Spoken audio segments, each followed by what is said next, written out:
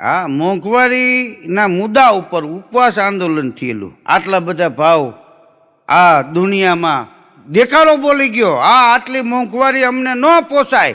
ખાંડના ભાવ આટલા ને, ગોળના ભાવ આટલા ને, ડુંગળીના ભાવ આટલા ને. એમાં એક જણો દેશી પી ગયો તો કે ભાઈ આ બધું સમય પ્રમાણે હાલ્યા રાખે. આ કોથળી 10 રૂપિયાની પીતા હતા, એ હોની થઈ, અમે કોઈ દી બોલ્યા?